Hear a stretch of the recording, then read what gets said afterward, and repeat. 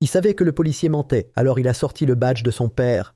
Le verdict du juge change en 2 minutes. La pluie n'avait pas cessé depuis des heures, et le palais de justice se dressait tel un monolithe d'injustice sous le ciel gris du matin. Il dominait la ville, tel un sombre rappel que la justice était souvent une performance, non une promesse.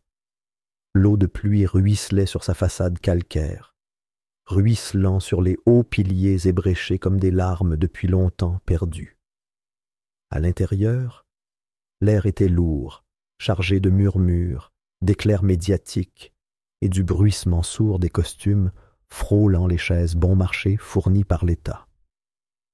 La tension était presque physique, enveloppant chaque homme dans la pièce, pesant comme la tempête dehors.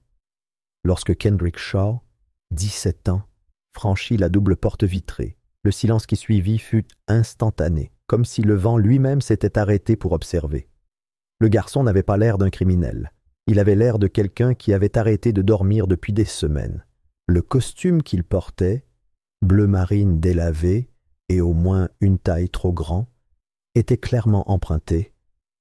Ses manches lui descendaient jusqu'aux poignets et les revers de son pantalon engloutissaient presque ses chaussures noires usées.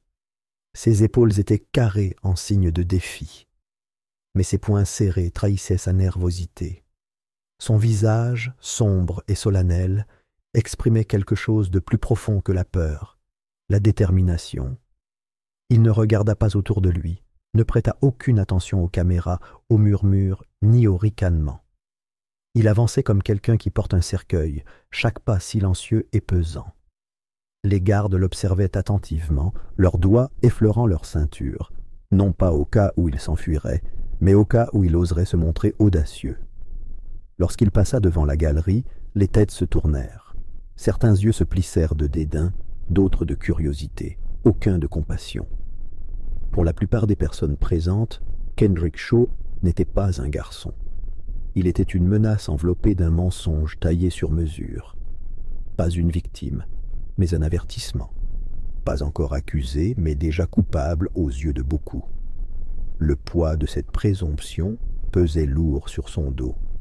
L'huissier le dirigea vers la table de la défense, où son avocat commis d'office, un homme nerveux d'une trentaine d'années, à la calvitie frontale et à l'air nerveux, fouillait une pile de papiers avec plus d'espoir que de stratégie. Sa cravate était de travers, et son regard se posa sur Kendrick avec une énergie nerveuse, comme celui d'un homme qui se prépare déjà à un appel qu'il savait ne jamais entendre. Kendrick se glissa à côté de lui, sans un mot. Son regard ne vacilla pas, même lorsqu'il regarda à travers la salle et aperçut l'agent Brian Kellerman. Kellerman était assis comme s'il était le maître des lieux, le dos droit, la mâchoire serrée, l'uniforme impeccablement repassé, la poitrine ornée de félicitations qui brillaient sous les lumières de la salle d'audience. Son expression était indéchiffrable, mais quelque peu suffisante. Il ne regarda pas Kendrick, pas directement. Il n'en avait pas besoin. Sa seule présence était déjà un témoignage. Personnalité de la ville, Kellerman avait bâti sa réputation sur un maintien de l'ordre agressif et une tolérance zéro. C'était le genre d'agent qu'on voit dans les brochures municipales, qu'on défile devant les caméras lors des conférences de presse et qu'on trinque lors des collectes de fonds organisées par les maires et les sénateurs. Son avocat, assis à côté de lui chuchota quelque chose à l'oreille, et Kellerman hocha la tête, lentement et avec assurance. La mâchoire de Kendrick se serra. Il n'y avait pas de place pour l'erreur, ni ici, ni maintenant. Pourtant, sous ce calme apparent, une tempête grondait, bien plus violente que le grondement du tonnerre au dehors. Les portes du tribunal se refermèrent derrière lui, l'enfermant dans des décennies de pourriture systémique et la froide indifférence de la tradition. Mais Kendrick n'était pas là uniquement pour se défendre. Il était là pour accomplir ce que son père n'avait pas pu achever. Marcus Shaw. Son nom n'avait pas été prononcé au tribunal depuis 5 ans, mais son ombre persistait comme de la fumée. Ancien inspecteur des affaires internes, Marcus s'était fait des ennemis dans des lieux secrets, le genre d'ennemis qui sourièrent en public et complotaient en silence. 5 ans plus tôt, il avait disparu. Un jour présent, fouillant dans les archives du service et enquêtant sur une liste croissante d'agents liés à la surveillance illégale, aux pots de vin et aux tactiques d'intimidation, puis disparu. Pas d'enterrement, pas de corps, pas de réponse. L'affaire était enterrée sous la bureaucratie et étiquetée « congé personnel », puis présumé décédé. Mais Kendrick n'y avait jamais cru. Il avait vécu avec le silence, avec la façon dont sa mère cessait de prononcer le nom de son père, avec les regards que les voisins lui lançaient lorsqu'il pensait qu'il ne regardait pas. La plupart pensaient que Marcus était mort. Peu s'en souciaient. Moins nombreux étaient ceux qui se souvenaient. Mais Kendrick, lui, si, chaque jour. Et maintenant, dans la poche intérieure de sa veste de costume, Kendrick portait un morceau de cet héritage, un badge, celui de Marcus Shaw, terni par le temps, encore gravé du numéro d'identification d'un homme qui avait tenté d'éclairer un lieu très sombre. Mais ce n'était pas le moment de le révéler. Pas encore. Ce badge n'était pas une arme. C'était la dernière carte d'un jeu dont il avait fallu 5 ans pour apprendre à jouer. Le juge Ronald Miles entra dans la salle, attirant tout le monde sur ses pieds. Il avançait lentement, sa robe noire traînant comme une ombre, son expression aussi figée et inerte que les portraits alignés au mur du fond. Miles siégeait sur ce tribunal depuis près de 30 ans et avait depuis longtemps perdu la capacité, ou peut-être l'envie, de distinguer le bien du politiquement opportun. Il s'assit lourdement, parcourut le dossier devant lui et fit signe à l'accusation de commencer. Le procès de Kendrick avait officiellement commencé, mais l'issue, pour la plupart des spectateurs, était déjà décidée. L'accusation ne perdit pas de temps, transformant la salle d'audience en théâtre. Le procureur, un homme aux cheveux argentés nommé Donovan Brace, avait une voix bien rodée, un mélange de chaleur et de sévérité qui le faisait paraître raisonnable, même lorsqu'il mentait. Il a présenté au jury un récit parfaitement construit. Un adolescent avec un passé d'altercations mineures à l'école, agressif lorsqu'on l'abordait, verbalement violent et finalement violent envers un agent des forces de l'ordre dans l'exercice de ses fonctions. Pour Brace, c'était clair et net. Ils ont projeté une vidéo granuleuse, sans son, juste Kendrick s'éloignant de Kellerman sur un trottoir pluvieux, la caméra étant parfaitement orientée pour masquer l'approche initiale de l'agent. L'image manquait de contexte, de motivation, mais sans impact. Le jury s'est penché en avant, absorbant l'image déformée. Peu importait qu'elle ne raconte pas toute l'histoire, la plupart d'entre eux n'étaient pas là pour approfondir. Brace a joué sur leur peur. Il a qualifié Kendrick de non-coopératif, irrespectueux, un garçon qui défiait l'ordre public. Chaque mot était précis. Chaque phrase était conçue pour rendre la vérité insignifiante, et pourtant Kendrick resta immobile. Même lorsque la galerie murmura devant la vidéo, même lorsque le juge hocha solennellement la tête comme un homme déjà convaincu, les poings de Kendrick restèrent serrés sur ses genoux, sa respiration régulière. Il s'y attendait. Le parti pris n'était pas nouveau, il était hérité, générationnel. Cette salle d'audience, ces murs, avaient déjà vu des garçons comme lui. Il les avait avalés tout crus. La véritable histoire n'avait pas sa place ici. Il n'y aurait aucune mention du harcèlement subi par Kendrick dans les semaines précédant l'incident. Personne ne demanderait pourquoi Kellerman se trouvait dans cette rue, loin de sa zone de patrouille habituelle. Personne ne mentionnerait le SUV noir qui avait suivi Kendrick jusque chez lui quelques jours auparavant. Personne n'avait filmé l'intégralité des images de la caméra de sécurité qui aurait montré Kellerman saisissant le bras de Kendrick en premier, sifflant quelque chose qui fit traverser la rue, effrayé, à une femme qui se trouvait à proximité. Rien de tout cela n'a été enregistré. La journée ne faisait que commencer, mais déjà, les dés étaient pipés. Le procureur était soutenu non seulement par la police, mais aussi par les autorités municipales, silencieuses. L'avocat de Kellerman murmurait de temps en temps, mais il n'avait guère besoin de parler. Le scénario était déjà clair. Pourtant, Kendrick restait impassible. Non pas qu'il n'ait pas peur, mais parce que la peur avait depuis longtemps laissé place à quelque chose de plus brutal. Il ignorait comment les prochaines heures allaient se dérouler. Mais il savait une chose, il ne quitterait pas ce tribunal tant que la vérité ne serait pas sur ses deux pieds, même s'il devait la traîner jusqu'ici lui-même. Il y a 2 semaines, Kendrick avait trouvé quelque chose enfoui sous les planches voilées du plancher, dans un coin du garage de son grand-père, le même coin où outils rouillés et pots de peinture à moitié vides prenaient la poussière depuis plus de 10 ans. Il cherchait un vieil album photo lorsque la planche mal fixée céda sous son pied.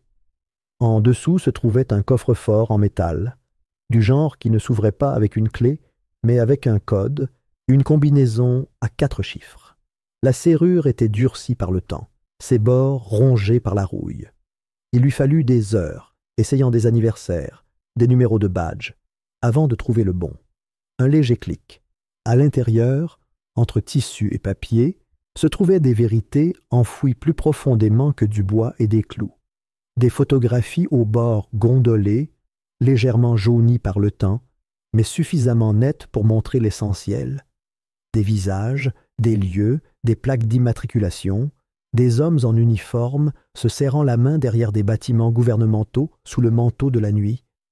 Dans un coin se trouvait un badge, terne mais reconnaissable entre 1000, celui de son père, inspecteur Marcus Shaw, Affaires internes. Et puis il y avait la lettre, froissée par des années de silence, pliée en 2 avec l'écriture qu'il avait mémorisée grâce à des notes d'enfance, glissées dans des boîtes à lunch. S'il m'arrive quelque chose, utilise ceci. Utilise ce qu'il y a dedans pour finir ce que je n'ai pas pu faire. Cette nuit-là, Kendrick resta assis sur le sol froid du garage pendant des heures, une lampe torche posée sur une poutre au-dessus de lui, le cœur battant au rythme de la tempête. À chaque dossier, chaque note griffonnée, chaque horodatage, l'histoire se reformulait dans son esprit. Son père n'avait pas disparu dans l'espace ni quitté sa famille, il avait été effacé, systématiquement, réduit au silence, et les hommes responsables portaient toujours des badges et occupaient des postes de pouvoir. L'un d'eux était l'agent Kellerman, celui-là même qui avait jeté Kendrick sur le trottoir 6 semaines plus tôt et murmuré des menaces entre ses dents, tandis que les menottes s'enclenchaient. Chaque document déterré par Kendrick était une pièce d'un puzzle trop volumineux pour être porté par une seule personne.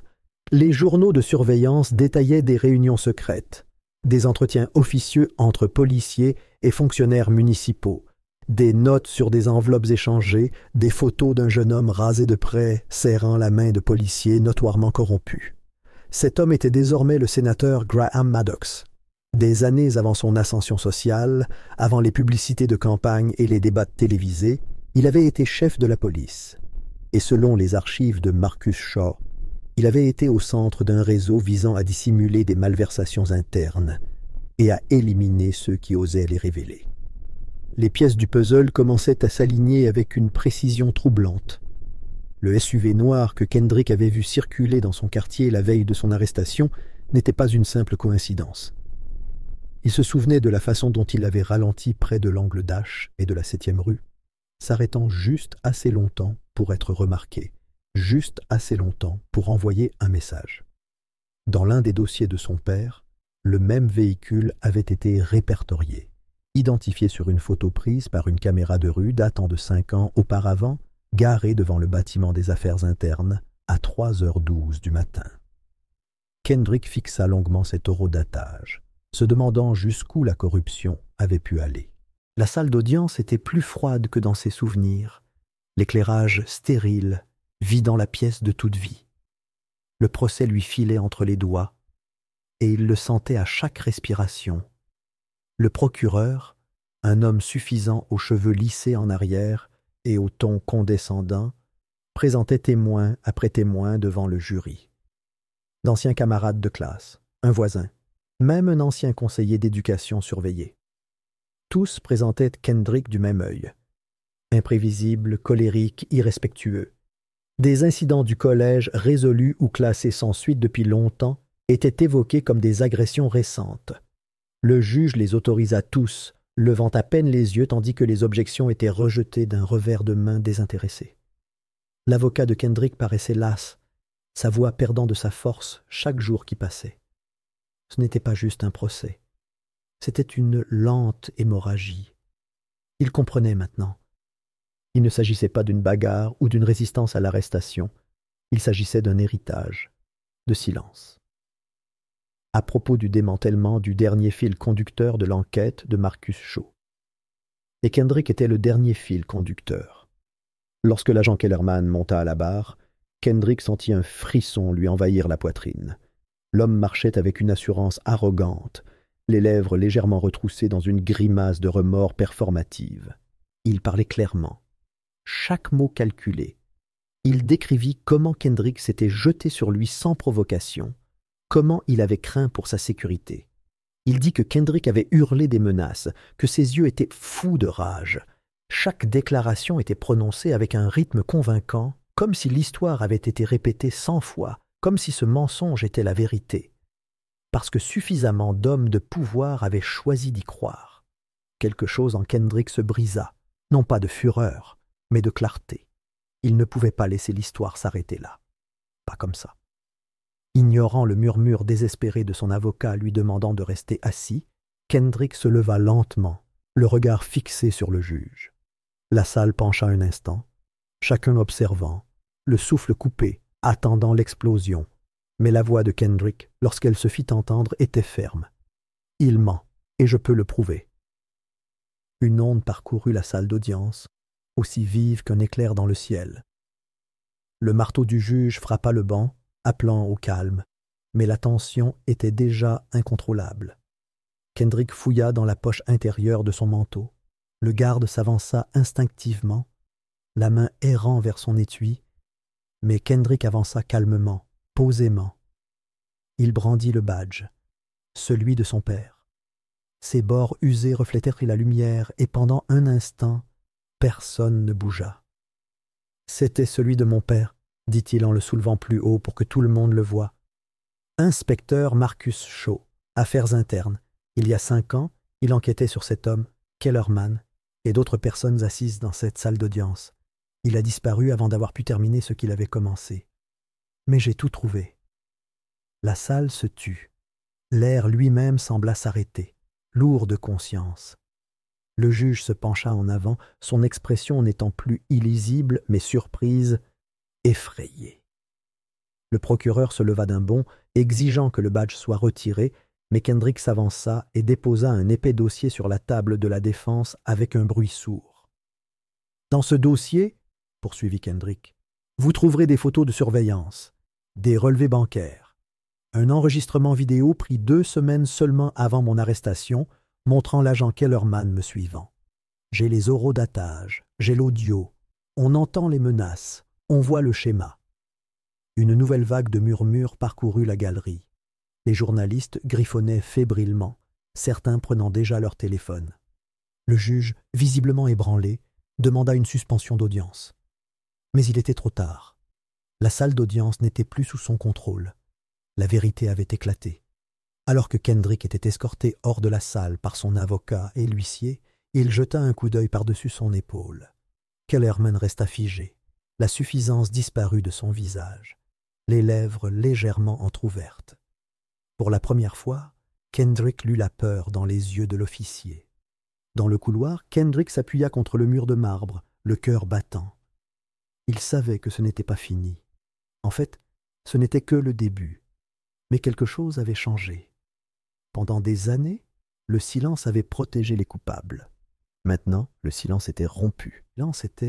Tandis que Kendrick attendait dans la chambre privée, l'air était lourd, empli d'un silence électrique. La pièce, meublée de chaises stériles et d'une longue table en acier, régnait une étrange tension, telle l'intérieur d'une cocotte minute quelques secondes avant son explosion. Les 2 agents fédéraux, arrivés sans fanfare, vêtus de costumes gris et le regard acéré comme une lame de rasoir, gardaient leur distance, échangeant de temps à autre de légers murmures et jetant un coup d'œil à l'épais dossier posé devant eux. Les mains de Kendrick reposaient sur ses genoux, mais son esprit tournait à chaque claquement de chaussures dans le couloir, à chaque voix étouffée derrière la porte. Il entendait encore le halètement de la salle d'audience lorsque le badge fut dévoilé. Il était étrange qu'un simple morceau de métal rayé ait pu provoquer une telle rupture, qu'une chose aussi infime puisse avoir le pouvoir de détruire des années de corruption. Les agents avaient réagi rapidement dès que les preuves de Kendrick avaient été vérifiées, passant des appels sécurisés et déjouant toute tentative d'ingérence des autorités locales. Mais au-delà des murs de la chambre, le bâtiment était devenu une véritable tempête. La nouvelle se répandit comme une traînée de poudre. Les journalistes envahirent les marches du palais de justice. Le personnel chuchotait derrière des portes closes. Les téléphones bourdonnaient sans relâche. Le bâtiment, autrefois étouffant d'indifférence, vibrait désormais d'une énergie dangereuse, la vérité. En moins d'une heure, le sénateur Graham Maddox arriva dans un SUV noir, flanqué de ses assistants et d'un service de sécurité. Il ne fit pas un pas, mais fit irruption dans le palais de justice, le visage crispé de fureur, sa voix résonnant dans les couloirs de marbre. Il exigea un accès immédiat au juge Miles et obtint une réunion à huis clos. Pas de caméra, pas de transcription, seules des voix élevées, faiblement perceptibles à travers les épaisses portes en bois. La rage de Maddox était volcanique. Il arpenta les lieux en décrivant de larges arcs de cercle, agitant les doigts, insistant pour que les preuves, le badge de Kendrick, les dossiers secrets de son père, soient supprimés au nom de la sécurité nationale. Il arguait que la divulgation de tels documents compromettrait des opérations sensibles, mettrait en danger les agents et menacerait la stabilité des institutions de l'État. Pour lui, la vérité n'était pas une révélation, mais une arme pointée contre les structures de pouvoir qu'il avait protégées pendant des décennies. Le juge, déjà ébranlé par les événements de la matinée, pâlissait à chaque minute qui passait. Miles, autrefois confiant et dédaigneux, ressemblait maintenant à un homme marchant sur une corde raide dans un ouragan. Dehors, le syndicat de police locale déposa une requête en un temps record, exigeant le rejet des nouvelles preuves, alléguant qu'elles avaient été obtenues sans mandat. La requête était précipitée, rédigée de manière bâclée, mais agressive. Son but n'était pas de gagner, mais d'intimider. C'était un acte de désespoir, pas de loi, mais il était trop tard. Lorsque Kendrick révéla le badge et la clé USB cachée à l'intérieur, tout avait changé. La clairvoyance de son père, en cachant des années de documentation dans ce petit boîtier métallique, avait brisé le silence qui protégeait les hommes puissants. Nom, date, enregistrement audio, transferts financiers, notes internes expurgées et dissimulées par les autorités municipales, tout y était. Son père, un homme discret qui avait vécu sous la menace et la suspicion pendant des années, avait consigné chaque infraction dont il était témoin. Chaque agent qui avait fabriqué des preuves, chaque juge qui s'était discrètement rangé du mauvais côté de la justice, chaque accord secret déguisé en politique.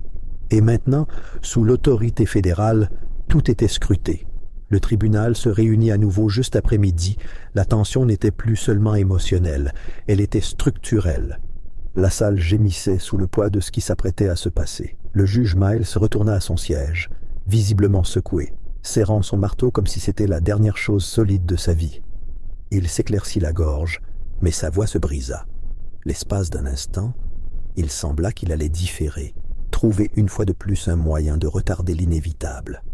Mais il jeta un coup d'œil aux agents fédéraux debout le long du mur, et quelque chose changea dans son regard, non pas de la résignation, mais la prise de conscience qu'il n'avait plus les mains sur le volant. Il annonça, sans pompe, que le tribunal reconnaissait la présentation de nouvelles preuves matérielles. La salle d'audience retint son souffle. Miles poursuivit, déclarant que la crédibilité du témoignage de l'agent Kellerman avait été examinée par le gouvernement fédéral. C'était la première fois que sa voix retrouvait sa force. L'effet fut immédiat, comme la rupture d'un barrage. Les halètements se transformèrent en murmures, les murmures en cris. Kellerman, qui avait passé tout le procès à sourire sous sa cravate, resta figé, son expression oscillant entre incrédulité et fureur. Et puis, le coup de grâce. Les charges contre Kendrick furent abandonnées. D'un seul coup, son nom n'était plus lié à un mensonge. La salle d'audience explosa. Certains applaudirent, d'autres pleurèrent. Les journalistes se bousculèrent pour transmettre les nouvelles. Mais au milieu de la joie, le chaos s'agita comme un second courant sous la surface. Kellerman se leva brusquement, criant quelque chose d'incohérent avant d'être maîtrisé. Maddox était déjà au téléphone, aboyait des ordres. Les officiers de justice s'efforcèrent de maintenir l'ordre. Kendrick resta immobile une seconde, clignant lentement des yeux, comme si les mots n'avaient pas encore été enregistrés. Puis sa poitrine se souleva, un souffle tremblant. Pas vraiment de soulagement, mais de délivrance, une longue expiration après des années d'attente silencieuse. Mais les menaces ne s'arrêtèrent pas là. Devant le tribunal, les marshals formèrent un mur protecteur autour de Kendrick. Il n'eut pas le temps de célébrer, pas de déclaration à la presse, pas le temps de parler à sa famille. Un véhicule noir attendait derrière le tribunal, à l'abri des caméras et des manifestants. Tandis qu'il le faisait entrer, Kendrick aperçut la foule, des visages stupéfaits, en colère, fous de joie, effrayés. Il n'était plus seulement un accusé, il était un témoin, un symbole. Et les symboles, il le savait, étaient dangereux. Le lendemain matin, son avocate commise d'office avait démissionné sans explication. Le message vocal qu'elle avait laissé était vague, désolé et craintif. Elle le remercia pour son courage, mais l'avertit que les choses allaient vite et qu'elle n'était plus en sécurité. Kendrick ne la blâma pas. Un employé du service des bâtiments de la ville se présenta à son appartement cet après-midi-là, prétendant effectuer des contrôles de sécurité de routine. Kendrick le laissa entrer et l'observa se déplacer étrangement dans l'appartement, s'attardant près des étagères et des placards, tapotant les murs comme un homme à la recherche de plus que de la moisissure. Aucune contravention ne fut dressée, aucun rapport ne fut déposé. Plus tard dans la semaine, Kendrick reçut 2 contraventions routières par courrier, des contraventions émises dans des quartiers de la ville qu'il n'avait pas visités depuis des mois. Des amis qui avaient appris sa défense commencèrent à supprimer leurs messages. Un voisin l'avertit discrètement que des inconnus étaient garés en face de chez lui 2 nuits de suite. Et pourtant, au milieu de la paranoïa, quelque chose était en train de changer. Les agents fédéraux n'avaient pas quitté la ville. En fait, d'autres étaient arrivés. Discrets, professionnels et d'un calme déconcertant, ils commencèrent à interroger les personnes nommées dans les dossiers du père de Kendrick. Des grands jurys furent convoqués à huis clos. Des téléphones portables furent assignés à comparaître. Les services des affaires internes furent complètement contournés. La réaction commença. Un policier, retraité depuis longtemps, fut arrêté discrètement dans un autre État.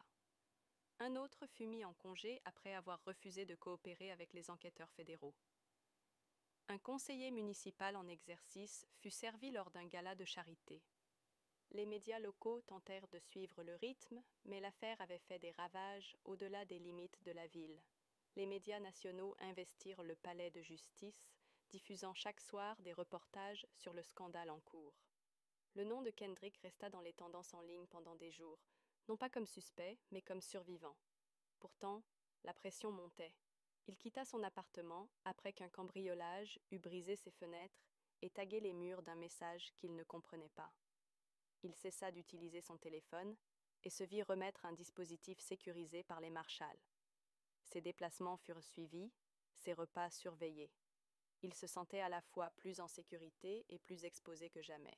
Chaque soir apportait un nouveau titre, une nouvelle fuite, une nouvelle rumeur d'inculpation. Chaque jour lui rappelait que, même s'il était libre, il était loin d'être en sécurité.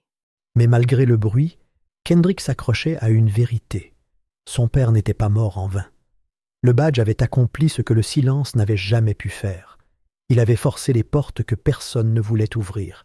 Et maintenant qu'elles étaient entr'ouvertes, le flot était inéluctable. Le système qui avait autrefois écrasé sa famille se rongeait de l'intérieur, et Kendrick, marqué mais debout, était toujours là, respirant toujours, observant toujours, refusant toujours de fuir.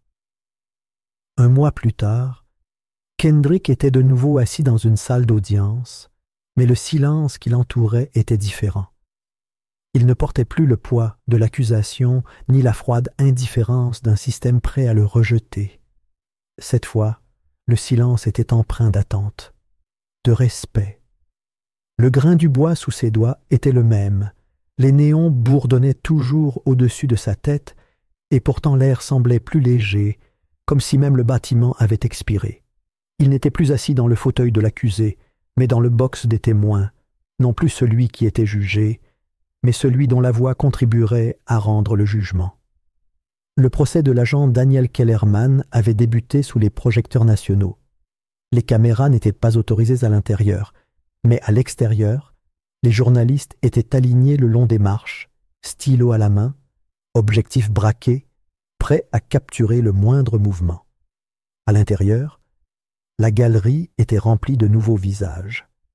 Procureurs fédéraux, avocats des droits civiques, organisations de défense des droits humains et citoyens discrets venus simplement pour voir les responsabilités se faire jour. Le nom de Kendrick n'était plus murmuré avec suspicion. Il était prononcé avec gravité, avec prudence. Il était devenu plus important qu'un titre. Kellerman était assis de l'autre côté de la salle, son attitude autrefois arrogante réduite à une spirale de colère et de déni. Enchaîné par le processus même qu'il avait autrefois manipulé, il évitait le regard de Kendrick. Les accusations portées contre lui, parjure, falsification de preuves, obstruction à la justice, avaient été abandonnées grâce au soutien du gouvernement fédéral, et les preuves que le père de Kendrick avait préservées étaient passées du fardeau à l'épée. Des documents autrefois cachés dans des boîtes poussiéreuses, des extraits audio discrètement stockés sur des disques cryptés, étaient devenus une véritable catastrophe. Et Kellerman n'était que le début. Mais l'effet d'entraînement était déjà considérable. Le juge Miles, qui avait autrefois largement penché en faveur de Kellerman, était désormais suspendu, chacune de ses décisions étant passée en revue. L'enquête du comité d'éthique a été plus approfondie que quiconque ne l'avait prévu, révélant des liens financiers, des faveurs de campagne et des réunions secrètes longtemps considérées comme des rumeurs. 2 anciens commissaires de police avaient discrètement démissionné, leur démission brève et inexpliquée, tandis qu'à huis clos, leur implication dans la répression systématique était consignée dans des actes d'accusation. Et le sénateur Graham Maddox, la voix autrefois tonitruante qui réclamait l'emprisonnement de Kendrick, était devenu totalement silencieux. Plus de points de presse, plus d'interviews. Ses bureaux étaient fermés sous haute sécurité, ses réseaux sociaux nettoyés, comme si disparaître pouvait effacer les dégâts. Lorsque Kendrick a témoigné, il l'a fait avec un calme qui l'a surpris lui-même. Vêtu d'un costume simple, le regard fixe, il parlait d'un ton mesuré, non pour persuader, mais pour révéler. Il se souvenait de l'arrestation, des mensonges, de la cellule où son avenir avait été réduit en poussière. Mais il parlait aussi de son père, de l'homme qui savait que le système tenterait de l'enterrer et qui s'y était préparé de toute façon. Dans sa main, il tenait l'insigne de Marcus Shaw, usé et patiné, mais brillant sous les lumières du tribunal. Ce n'était plus seulement un symbole, c'était une blessure, un avertissement et une promesse. Chaque mot de Kendrick transperçait la salle d'une puissance tranquille. Il n'embellissait pas, il ne vacillait pas. Il disait simplement la vérité, sans broncher, sans céder. Et lorsqu'il se retirait, le jury le regardait non pas comme une victime, ni même comme un témoin, mais comme un homme qui avait enduré l'insupportable et refusé de céder. Lorsque le verdict tomba, coupable de tous les chefs d'accusation, le silence dans la salle se brisa. Quelques halètements, un sanglot étouffé. Kellerman resta immobile, le visage vidé de l'arrogance qui le caractérisait autrefois. Kendrick n'applaudit pas. Il ne se leva pas, ne leva pas le poing. Il hocha simplement la tête, comme si l'univers avait enfin reconnu quelque chose qu'il avait trop longtemps tenté d'ignorer. C'était un survivant, c'était un fils, et c'était le garçon qui faisait trembler le système.